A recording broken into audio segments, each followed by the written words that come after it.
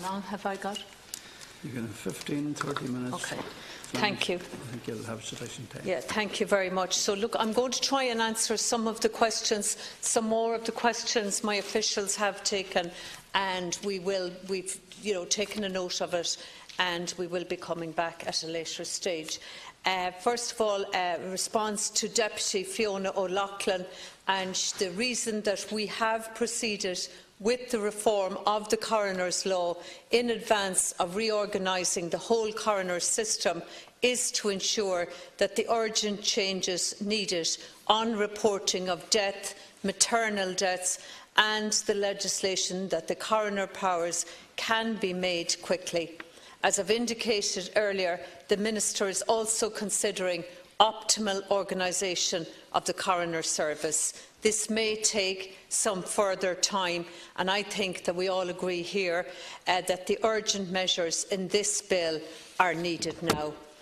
Deputy Daly, you talked about the delay in bringing this bill, and the Minister for Justice and Equality has already acknowledged that it has taken a lot longer than he had wished to finalise the bill for publication.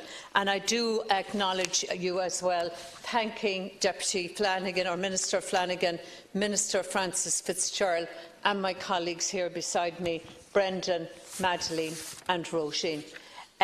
You also talked about, and so did Deputy O'Loughlin, you also talked about needing, within this new Coroners Bill, now a change in communication and a change of culture. And I absolutely agree with you. Ignoring people, dismissing their concerns, has got to be changed, and we must deal with our patients and with their families with empathy and respect. And I know again that Deputy O'Loughlin brought up about the Scally report, and I heard her earlier speak about it, and I just want to put my words to it, that I absolutely abhor, as reported in the Scally report, how some doctors have treated women in a really disgusting, misogynistic manner.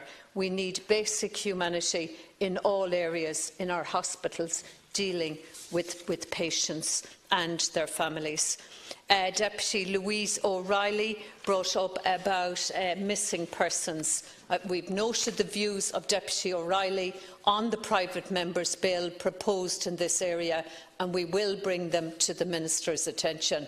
However, I understand that the proposer of that bill has agreed, following advice, that a reference to the role of the coroner is not required for the achievement of the bill's objectives. Deputy O'Reilly also brought up about iatrogenic suicide, and if I can just give the response by the Minister. The introduction of a verdict of iatrogenic suicide at an inquest was raised during the debate on a Sinn Féin private member's bill at second stage in the Seanad on the 18th of October 2017. The Government opposed the proposal, and the Seanad voted not to approve the private member's bill. The Government cannot accept a proposal now on introducing a verdict of iatrogenic suicide. The position remains that the proposal, while well-intentioned, would risk the inquest apportioning liability on a medical practitioner who may have prescribed the treatment or medication for the deceased person.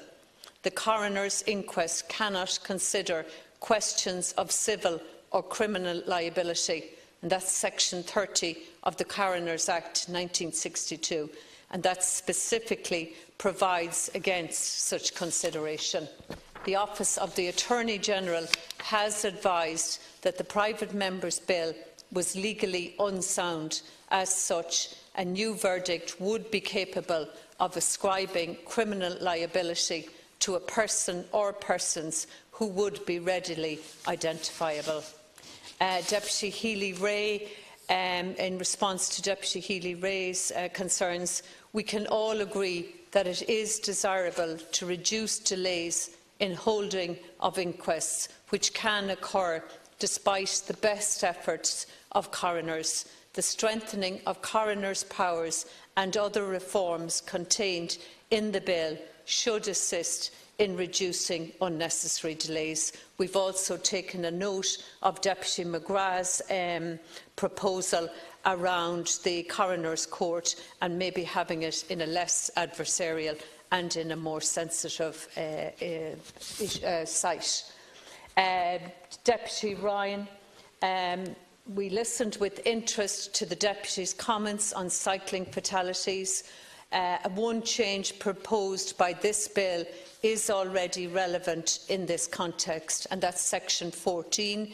It introduces the possibility for an inquest to make general recommendations arising from the death in the interests of public health and safety. I think that's all the answers that I have at the moment, but as I said, the officials can revert back to anyone that wants other questions answered. Thank you.